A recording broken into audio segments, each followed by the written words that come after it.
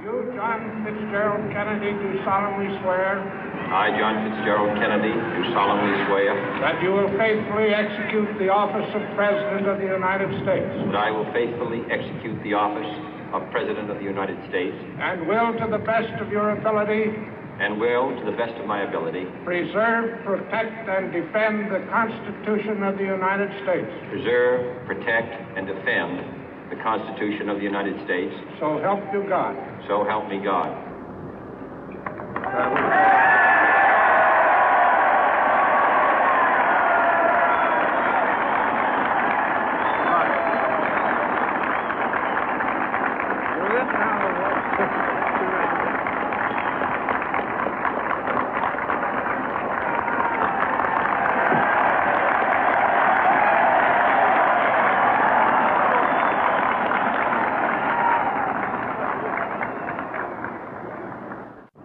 Vice President Johnson, Mr. Speaker, Mr. Chief Justice, President Eisenhower, Vice President Nixon, President Truman, Reverend clergy, fellow citizens. We observe today not a victory of party, but a celebration of freedom, symbolizing an end as well as a beginning, signifying renewal as well as change. For I have sworn before you and Almighty God the same solemn oath our forebears prescribed nearly a century and 3/4 ago. The world is very different now, for man holds in his mortal hands the power to abolish all forms of human poverty and all forms of human life. And yet the same revolutionary beliefs for which our forebears fought are still at issue around the globe. The belief that the rights of man come not from the generosity of the state, but from the hand of God. We dare not forget today that we are the heirs of that first revolution. Let the word go forth from this time and place to friend and foe alike that the torch has been passed to a new generation of Americans born in this century, tempered by war, disciplined by a hard and bitter peace, proud of our ancient heritage, and unwilling to witness or permit the slow undoing of those human rights to which this nation has always been committed and to which we are committed today at home and around the world.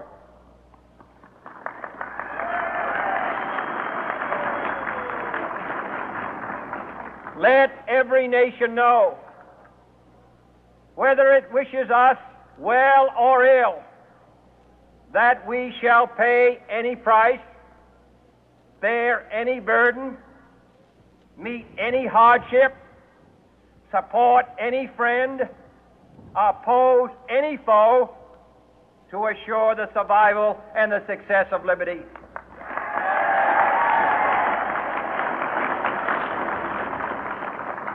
This much we pledge and more. To those old allies whose cultural and spiritual origins we share, we pledge the loyalty of faithful friends. United, there is little we cannot do in a host of cooperative ventures. Divided, there is little we can do, for we dare not meet a powerful challenge at odds and split asunder. To those new states whom we welcome to the ranks of the free, we pledge our word that one form of colonial control shall not have passed away, merely to be replaced by a far more iron tyranny. We shall not always expect to find them supporting our view, but we shall always hope to find them strongly supporting their own freedom, and to remember that in the past, those who foolishly sought power by riding the back of the tiger ended up inside.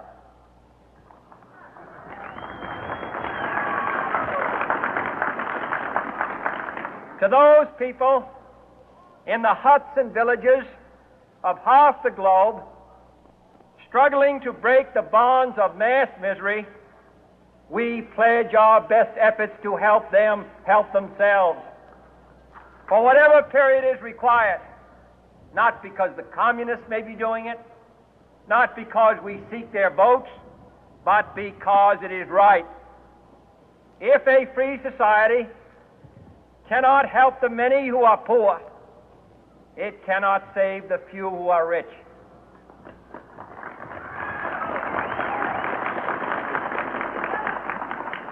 To our sister republics south of our border, we offer a special pledge to convert our good words into good deeds, in a new alliance for progress, to assist free men and free governments in casting off the chains of poverty. But this peaceful revolution of hope cannot become the prey of hostile powers. Let all our neighbors know that we shall join with them to oppose aggression or subversion anywhere in the Americas. And let every other power know that this hemisphere intends to remain the master of its own house.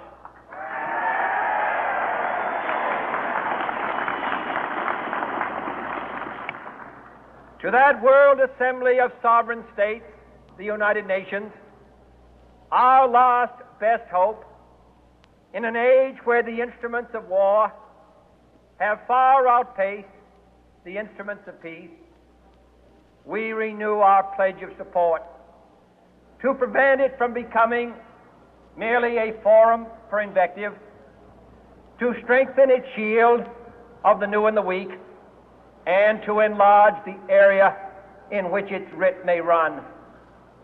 Finally, to those nations who would make themselves our adversary, we offer not a pledge, but a request that both sides begin anew the quest for peace.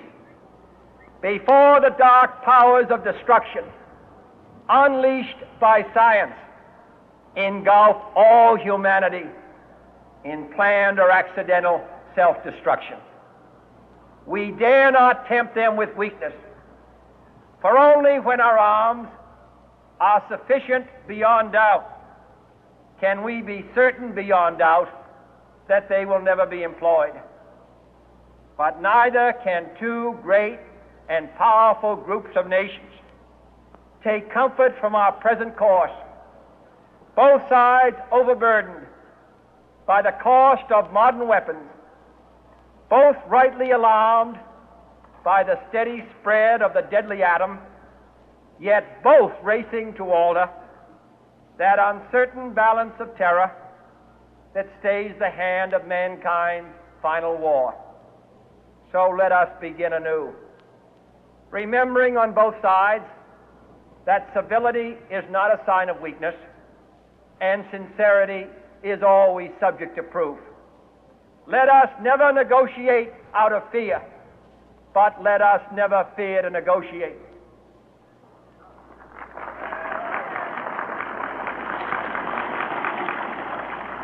Let both sides explore what problems unite us, instead of belaboring those problems which divide us. Let both sides, for the first time, formulate serious and precise proposals for the inspection and control of arms, and bring the absolute power to destroy other nations under the absolute control of all nations.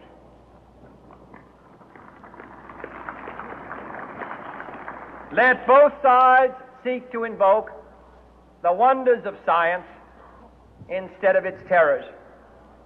Together, let us explore the stars, conquer the deserts, eradicate disease, tap the ocean depth, and encourage the arts and commerce. Let both sides unite to heed in all corners of the earth the command of Isaiah to undo the heavy burden and let the oppressed go free. And if a beachhead of cooperation may push back the jungle of suspicion, let both sides join in creating a new endeavor, not a new balance of power, but a new world of law, where the strong are just and the weak secure and the peace preserved. All this will not be finished in the first 100 days, nor will it be finished in the first 1,000 days, nor in the life of this administration, nor even perhaps in our lifetime on this planet. But let us begin.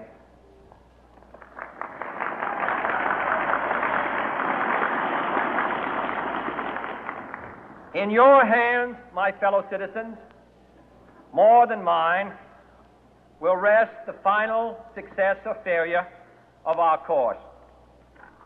Since this country was founded, each generation of Americans has been summoned to give testimony to its national loyalty. The graves of young Americans who answered the call to service surround the globe. Now the trumpet summons us again, not as a call to bear arms, though arms we need, not as a call to battle, though in battle we are, but a call to bear the burden of a long twilight struggle, year in and year out, rejoicing in hope, patient in tribulation, a struggle against the common enemies of man, tyranny, poverty, disease, and war itself. Can we forge against these enemies a grand and global alliance, north and south, east and west, that can assure a more fruitful life for all mankind? Will you join in that historic effort?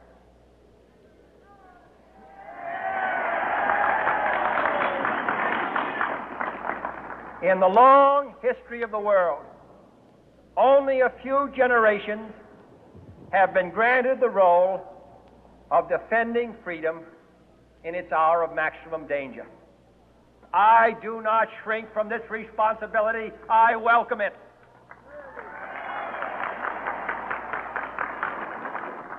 I do not believe that any of us would exchange places with any other people or any other generation.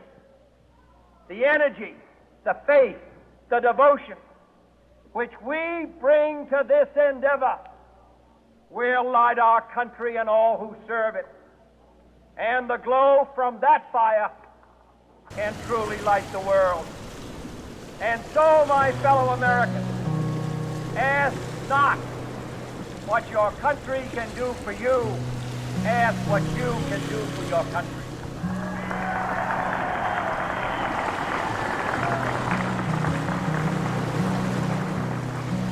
My fellow citizens of the world, ask not what America will do for you, but what together we can do for the freedom of man.